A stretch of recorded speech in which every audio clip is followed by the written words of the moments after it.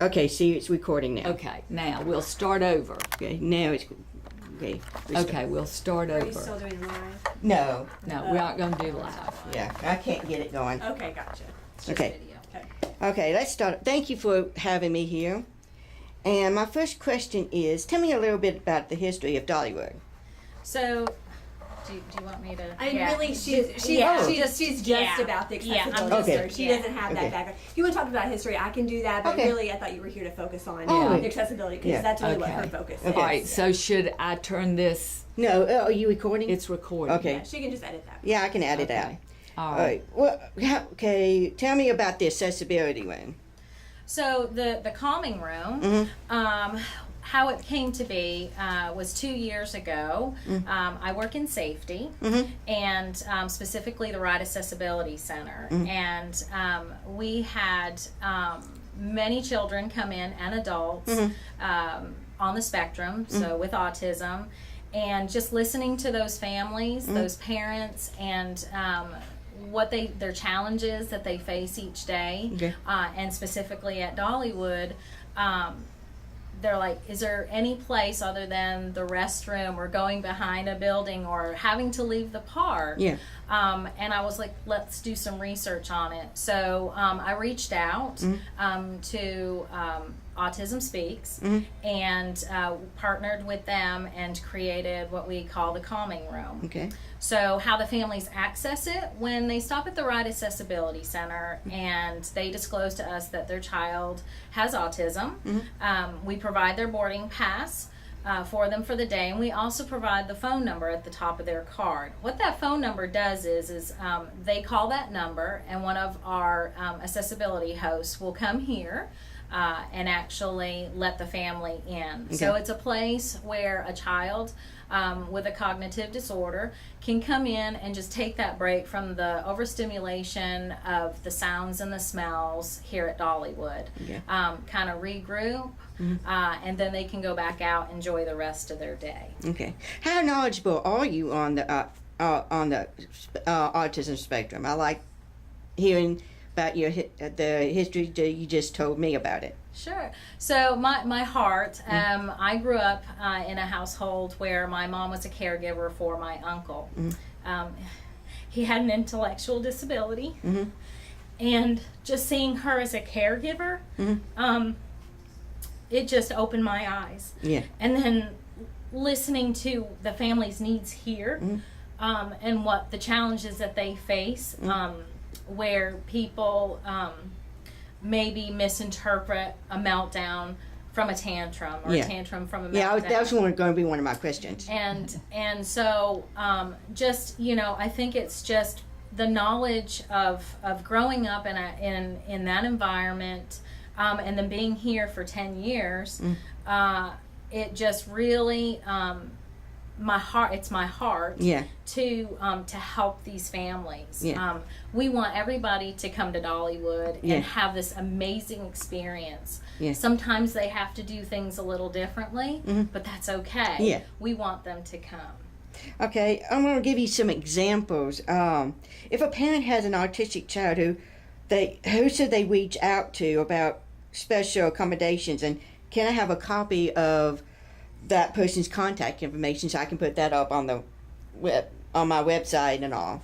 Okay, so how they can reach out is they can call 1-800-Dollywood, and they can ask to speak to someone at the Ride Accessibility Center, and one of the hosts there can actually provide that information. And we also have what we call a social guide, or in autism world, social story, and it is actually online so that the parent and the child can actually see what's going to happen prior to coming into Dollywood. So from going through the toll booth to parking the car, getting on the tram, to our ticket window, security check and turnstiles and so on and so forth. So it provides that information before you come visit. If an autistic child starts to have a meltdown in the park and the parent can't quickly calm them down, what can they do if would your employees know what to do, or would you know what to do? Yes, absolutely. So what happens is our hosts are trained that they can approach a family and ask if there's anything that we can help you with. Do you need our assistance? And we hope at that time that they're going to share that information with us, that their child is having a meltdown, and then they will call on the radio for again, a host from the Ride Accessibility Center to meet them here at the calming room. Okay, as you know, with your you just said your uncle had a form of autism. Yes. So some autistic child don't like to be touched. Correct. If they're in the long line and they're touched by mistake and they have a fight or flight response and they leave the parent's realm, what can the parent do? Would your employees know what to do? So immediately the ride host will reach out to security, and they will send a message out through their radio system for a description of the child. My team will also respond. We know typically in our environment, they tend to gravitate towards the train or the train tracks, as well as water. And we do have several water features throughout the park. So those are the first places that we typically look. Yeah. As far as a child with the boarding pass program, they're actually in a separate line. So they go through what we call our accessibility, our wheelchair entrance. So they're not in the regular line with the crowds, which does help with that. Yeah. Okay. Good. Would Dollywood be able? Okay. Would the autistic child, if they don't like loud noises, would they be able to wear a noise canceling headset on their ears on the roller coasters if they don't like loud noises? Unfortunately, they cannot. They can wear it throughout the park, but it is considered a loose article. Okay. And just for their safety and for the other riders' safety, they would not be able So how can they go about riding the roller coaster if they can't stand the loud noises? How can they still enjoy it? Each ride has a description of the sounds and what the experience is. So I always recommend that the parents review that guide as well as go to the ride and see if it's something that they can actually do. Okay. Now I'm going to go into I think I can still talk to you about this, the mental health realm, because this is going to be accessible to the autistic and mental health people too. When it comes to people with like social anxiety, can they have a place to come to get away from the long lines if they don't want to be with the crowds and there's a long line? Can they come? How can they come and still enjoy the Dollywood? Yeah, absolutely. We do have some quiet locations. The best location here on Park, other than our calming room, would be our Chasing Rainbows Museum. It's a very quiet environment. It's really almost like going into just a library.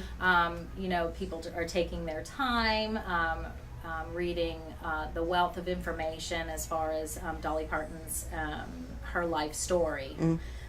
And so we definitely suggest that location if it just gets to be too much for them. Okay. And in coming to the shows, Dolly Parton shows, how can autistic child who doesn't like big crowds or people with social anxiety, how can they enjoy the shows if there's a large crowd?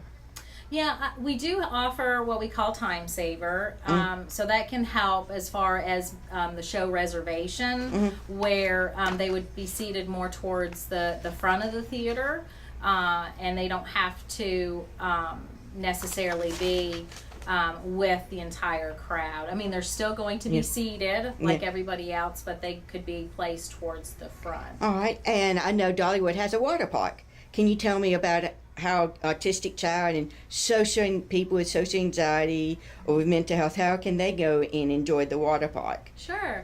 So last year, Splash Country actually opened up a calming area. So much like this one, but it's outside. and it's kind of tucked back into this wooded area.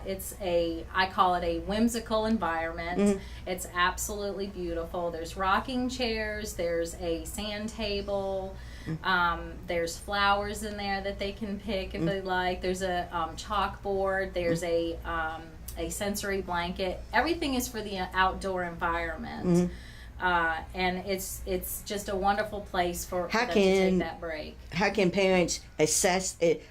How can their parents access that room? Would it be somewhat similar to this? They have to contact someone? So what they'll do is they can actually reach out to any Splash Country host, or they can go to the hospitality booth, and then they will take them actually to that calming area.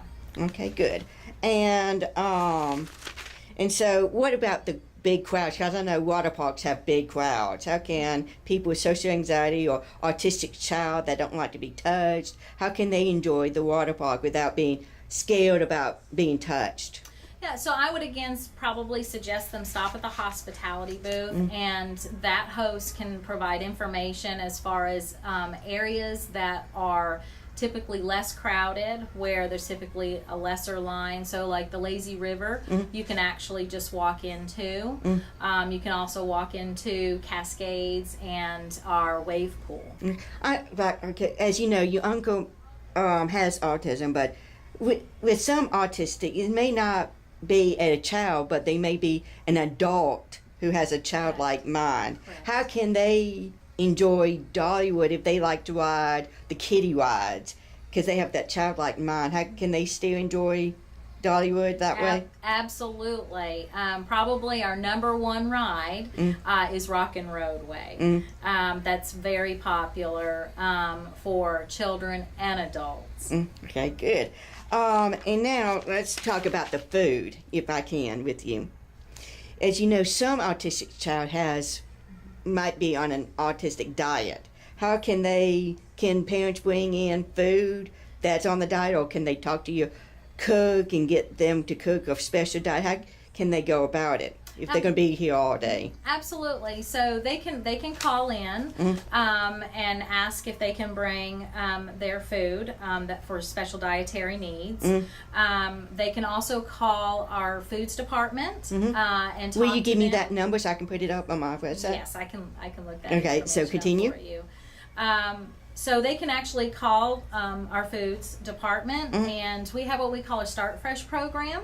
So there's no cross contamination or cross allergies if somebody has a peanut allergy. So they actually will cook a meal at our Front Porch Cafe for that individual. All right, and one last question. Is there anything else you want people to know about Dollywood and the autistic and the mental health, people to know about how to enjoy Dollywood more when it comes to if they want to come, how can they really enjoy it? Yeah, so we also have adult changing tables. Okay, tell me that. So we have 3 adult changing tables. So we have our companion restrooms, we have our family restrooms, and then we have our adult changing tables. So somebody that has very limited mobility, the caregiver or family member, can have a quiet place for them to go to. The table is, again, it's adult sized and height. So length and height. There's also a washroom there provided just for cleaning purposes. So we have it, as well as Splash Country. And it's, again, so we're thinking of families that would typically have to leave our park to change their family member, or if they would have to change them on the floor. And we wanted to provide, again, a place for families to come to, and just knowing that we're here for them, and we're going to do whatever we were going to try to do whatever we can do, and just continue to make those accommodations. We're wanting to just grow our program and our accessibility, and so we always ask for suggestions from our guests when they come visit us. Well, that's good. I guess that is about it. Because another question that I get a viewer asked me to ask is, would Dollywood be able to put up a sign to let people know that she suggested a sign that says something to the effect, if someone is having a hard time, please be kind. If you're not prepared to offer help, offer dignity by looking away, so people will know to, if something is happening, Yeah, what we do is we provide a dignity and respect training class for all of our hosts to go through. So again, what is that like? So it's an hour class, and what we do is we talk about challenges depending on a disability or a cognitive disorder of what they may be going through and how to handle that situation.